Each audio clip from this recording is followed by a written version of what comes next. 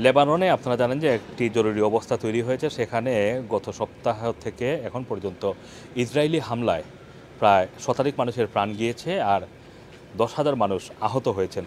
তবে আজকে নতুন করে আরেকটি খবর হচ্ছে অনেক বড়, সেটা হচ্ছে ব্রিটিশ নাগরিক প্রায় 10,000 আটকা পড়েছেন লেবাননে এবং তাদেরকে খুব দ্রুত লেবানন ছেড়ে যাওয়ার নির্দেশ দেওয়া হয়েছে। তবে সেখানে আটকা পড়েছেন এই কারণেই বলছি, কারণ ফ্লাইট লেবানন থেকে ছেড়ে আসছে না। সুতরাং সেখান থেকে ব্রিটিশ আর্মির যে ট্রুপ রয়েছে তাদেরকে সাইপ্রাসে সরিয়ে নিয়ে আসা হচ্ছে, কিন্তু সিভিল ব্রিটিশ নাগরিক যারা রয়েছেন, যারা আটকা পড়েছেন, তাদেরকে উদ্ধারের ব্যাপারে এখন চেষ্টা করা হচ্ছে। কারণ উদ্ধারের যেই প্রক্রিয়াগুলো এগুলো কিন্তু খুবই সীমিত, যেহেতু ফ্লাইট বন্ধ, ফ্লাইট খুবই সীমিত আকারে ছাড়ছে। সুতরাং এই এত সংখ্যক ব্রিটিশ নাগরিককে কীভাবে সেই দেশ থেকে নিরাপদে সরিয়ে আনবে এটাই এখন ব্রিটিশ সরকারের অন্যতম একটি মাথা ব্যথা।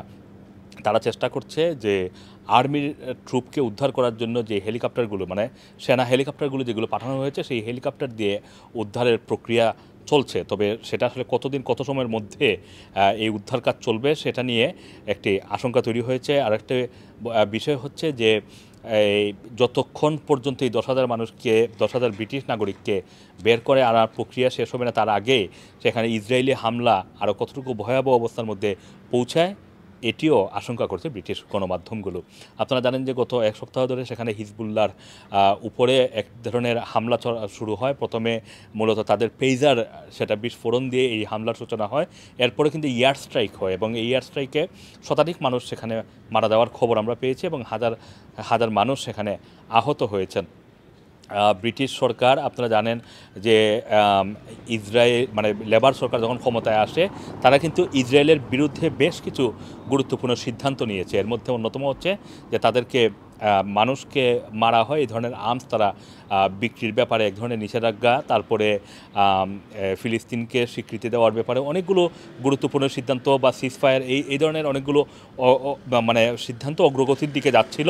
ঠিক এই সময়ে এসে লেবাননে এই যে 10,000 ব্রিটিশ নাগরিক এসে সেখানে আটকা পড়েছেন, সেই ব্রিটিশ নাগরিকদের ব্যাপারে যেটা আজকে ব্রিটিশ গণমাধ্যমগুলো বলছে যে ইসরায়েলের মনোভাব কী সেটা কিন্তু এখন পর্যন্ত জানা যায়নি। যদি ইসরায়েল তাদের এই এয়ার স্ট্রাইকগুলো অব্যাহত রাখে, তাহলে ব্রিটিশ নাগরিক যারা এই লেবাননের ভিতরে রয়েছেন সেই দেশের নাগরিকদের সাথে ব্রিটিশ নাগরিকরাও হত্যার শিকার হতে পারেন।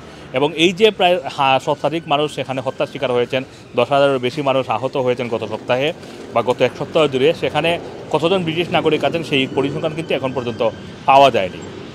এই হচ্ছে অবস্থা যে লেবাননে এই মুহূর্তে আমরা যেটা বলতে পারি, প্রায় 10,000 ব্রিটিশ নাগরিক আটকে পড়ার কারণে একটি উদ্বেগ তৈরি হয়েছে ব্রিটেনে। ব্রিটিশ সরকারের মাথা ব্যথা তৈরি হয়েছে, কারণ তারা কতক্ষণে তাদের নাগরিকদেরকে নিরাপদে ফিরিয়ে আনবে বা ফিরিয়ে আনতে পারে সেটাই তারা এখন চেষ্টা করে যাচ্ছে। Assam Masum, Rana TV, London.